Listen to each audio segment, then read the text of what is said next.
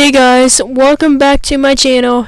We've got a long one today, so here we go. I'm going to review all the Ivy and Bean books. For those of you who don't know, Ivy and Bean is this book series about these two little girls that are opposites in personality and they become best friends. And I started reading these when I was 11, maybe, and stopped when I was 14. And I have all of them, so we're going to go through all of them. The worst, my least favorite at the bottom, and the best, my favorite at the top, and review the books and talk about them. And there's going to be spoilers, so if you haven't read these books and you want to read them, then don't watch this video or listen to this video. Okay, but first, here's a brief summary of the characters. The main character is Bean. She is a tomboy, a complete crazy tomboy who's very much extroverted, and she's crazy, but you know, she's hyper, and she's 7, and she likes to make messes. And her best friend is the other character, Ivy. Ivy is a very girly introvert. She likes to read and wear dresses and be quiet. She's very quiet. Okay. So, worst to best book review, here we go. Alright, my least favorite book at the bottom, it's called Ivy and Bean Bound to Be Bad. Okay, so this book is all about Bean, and she's, at the beginning of the book, she's like misbehaving, a little misbehaving, so then she decides she thinks she's a naughty, misbehaving, bad person, so she goes to Ivy's house, and Ivy's trying to be a good person so animals will talk to her. So Ivy and Bean spend the whole day trying to be bad, so Ivy can, redeem her, because she thinks that'll make her a good person. Yeah, it's not as weird, it's not as complicated as I'm making it sound. Okay, so the pros of this book, I like Ivy. I like her in this story. And I like the part when they play with the hose. You probably know if you've read the book. And the cons of this book, I just don't like this story. It's a weird story, and I don't like the bully character. This book is not my favorite. It doesn't have that slice of life charm that the rest of the other ones have. Yeah, so that's the worst book at number 12. Next up, number 11. It's called Ivy and Bean Get to Work. This is actually the last book in the series.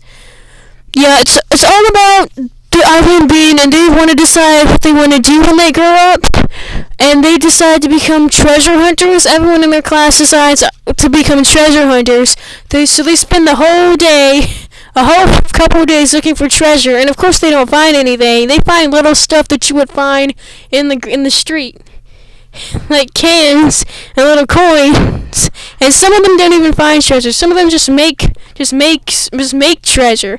Like Bean puts a bunch of chocolate chips in a shoe, and they think it's treasure. And then at the end, this older girl comes by and makes fun of all of them and makes them feel bad and says they're not finding real treasure. But then at the end, Ivy and Bean and all their friends trade all their little treasure with each other. Yeah, so when you get this book, you can kind of tell it's the last one because the pictures look a little different than the other ones do. They're still good. They don't look bad, but they look different. Pros of this book, again, I really like Ivy, and it's kind of good. This book is kind of good, but the con, it doesn't have that charm that I'm looking for, that I like in the other books. So it's fine, but it's not my favorite. Next up, we have book number 10, Ivy and Bean, Big Idea. No, it's called Ivy and Bean, What's the Big Idea? So this book is all about Ivy and Bean, and they have to come up with a science project about global warming for their school. So Ivy and Bean spend the entire day trying to figure out how to solve global warming with their little science projects. And this book is, I may have put this at number 10, but it's not that bad. I like the creativity they come up with for trying to figure out their projects. They have this very naive ideas for it, and the pictures are good, and the stories are good. This is mostly good. The thing I don't like, Bean has his older sister Nancy, and I don't like her because she's very mean to Bean in this book. Because I don't like Nancy. Her and Bean do not get along, and I don't like that because Nancy is 11, and the book and herself, they treat her like she's 17. Like she's I don't get Nancy. So Nancy was being in this book, and that's why I don't like that one.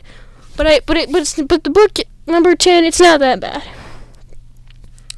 Okay, so the next story is called Ivy and Bean and the Ghost That Had to Go. Okay, so this story is all about Ivy and Bean, and they think that a ghost is in their bathroom, and because they see this white mist coming out of it, and the story never explains what that white mist is, but they still think it's a ghost, because of course they do. And this story, it's actually pretty good. The only reason it's not higher is because they don't explain what the ghost they thought. They don't explain what the ghost that they thought was a ghost. They don't explain what that was. And there's this part at the beginning that's gross. Yeah, if you read this, or if you have this or read this, you know what I'm talking about. But yeah, this one's fine. It's fine. It's fine. Alright, so number 8. It's the first book in the series. It's not called anything. It's just called Ivy and Bean because it's the first book. This book, it's pretty good. It's pretty fun. It's a good introduction to these characters. It's a good introduction to Ivy. I really like Ivy in this book. But again, I don't like. So this whole story starts out with Bean, and she's trying to prank Nancy, and it doesn't work out. So it doesn't work out. So then Bean ends up at Ivy's house, and they decide to put a spell on Nancy because Ivy's trying to be a witch, and they don't need the spell doesn't exactly work, but then shenanigans happen, and they become friends at the end. I'm not gonna spoil that one. Okay, so pros of this book: it's really fun. It's a great story. The cons: I don't like Nancy in this book. She's really mean. I don't like Nancy. And there's this part where they try to make worms to make the witch spell, and I don't like worms, so that's probably the reason I don't like it. Okay, so number 7, Ivy and Bean doomed to dance. This is when Ivy and Bean want to take ballet lessons because they think it'll be fun after reading a book about it, and of course it's not fun because they don't like the commitment and practice required to it. So they decide to run away at the aquarium when the class goes on a field trip, and they get lost at the aquarium. I'm using lost in air quotes because they don't get lost. They try to get lost on purpose, but then they get scared, so they run back to their teacher, and they get in trouble. Yeah, so this book, it's very fun. I really like that one. It's a good story. It's a fun plot. The reason it's not higher is I don't know. It's just not as good as the other ones, but it is good. It's not bad as the other ones at the bottom, but it's just not higher. Yeah. All right. Next one, number 6. Ivy and Bean break the fossil record. This one is all about Ivy and Bean, and they want to break a record. Where Bean wants to break a record after reading the Book of World Records book. I said book twice. So they decide to break a fossil record, and after digging in the yard, they find bones. And they think it's dinosaur bones, but it turns out they're just dog bones, and they're not real. Because, Nancy told them. And then all their friends come over anyway, and they explain that it's not really dinosaur bones, but we don't know what it could be, so they found something. And then it all ends at the end, it all ends with their friends just hanging out, playing in their yard. It's a fun ending. Yeah. So pros, I really like this book. It's super fun. Bean's dad is a fun character, and the girls do some really fun stuff trying to break records. It has this very slice of life feeling to it. Like nothing that happens in these books isn't anything you couldn't necessarily do in real life. It's very fun. Okay, so why it's not higher? I don't know. I just don't like the parts of Nancy in it. Yeah. Okay. Number 5. Is Ivy and Bean no good? No news is good news. So in this one, they try to make their own newspaper. And so they want to make their own newspaper so they can sell it for money and get cheese, because it's a long story. Now I like this one. It's very funny. they introduce all their other friend characters and go look around their neighborhood, trying to find news, and crazy, super crazy stuff happens. This is probably one of the best books, but it's only at number 5. Yeah, I don't know why they want cheese so bad. I mean, they want cheese so they can get this rubber inside so they can play with it, and it's fun, but it's just not my favorite. Alright, so number 4 is called Ivy and Bean Take Care of the Babysitter. Alright, so this one's all about... Okay, so Bean is playing at her friend's house, but then she has to come back home because her big sister Nancy is going to babysit her while her parents go out somewhere to a play. That's what they said. And Bean is not... isn't a fun experience for Bean. She doesn't like this. So she invites Ivy over, and they go into the attic, except it's not an attic, it's a crawl space. So they go up there and get stuck up there, and then Nancy finds them, and she gets mad at them, and Ivy and Bean will say, well, you should have been watching us, cause they're both in the wrong. Nancy should have been watching them because she was doing other stuff, and Ivy and Bean know better. But then again, they're 7. I don't know if I mentioned this, but they're 7. I wouldn't...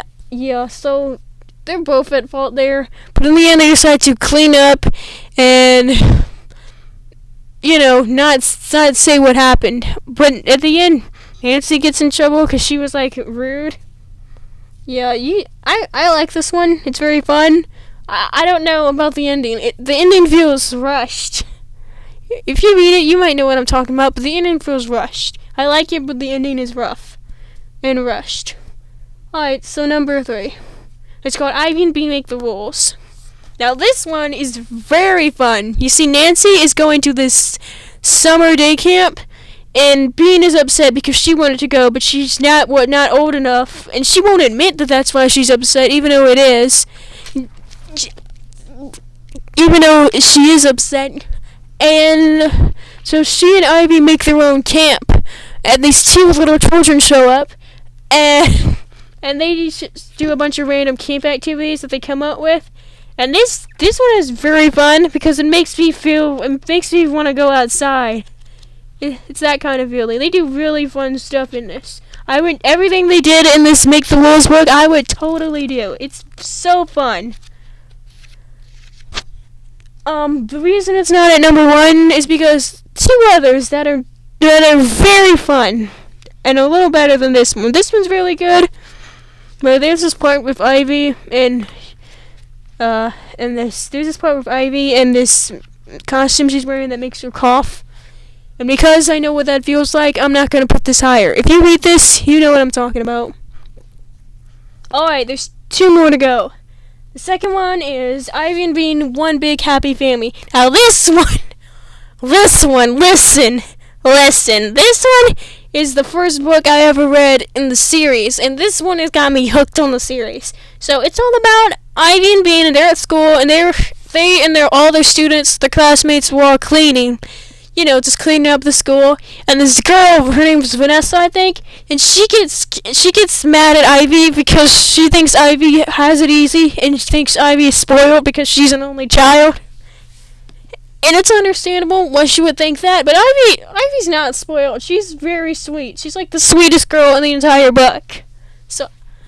And Bean tries to defend her, saying she's not spoiled, and Vanessa says, well, I didn't say that. I just said that older children are usually spoiled. And later on, the next day, that kind of gets to Ivy, and she thinks she's spoiled, so she tries to give away all her stuff. And then her and Bean think, if you had a sister, you wouldn't be spoiled anymore. So they play with their neighbor's daughter, who's like a baby. And it's this, it doesn't work out. At the end, Ivy decides she's just gonna be herself and gonna be her quiet reading self, because that's what she likes to do. And she thought if she lived with Bean, then she wouldn't be spoiled anymore because they'd be sisters. But then Ivy said, well, then I'd have to do everything you do, and I don't like to do everything you do. And Bean realizes, I don't like to do everything you do either. So they decide to go their separate ways and do what they love. And Ivy knows that she's not spoiled. So she's just gonna she's not gonna care what other people think. And Bean's not gonna care what other people think either. So I really like this book. It's very slice of life and wholesome and comforting. And I love Ivy. She's so relatable and she's so cute. And I love her friendship with Bean. I really like this book. It's also the first one I read. Okay. And my favorite one, number 1, Ivy and Bean, my favorite book. It's called, hold on. It's called Ivy and Bean Take the Case. It's not the last book in the series. I think it's second to last.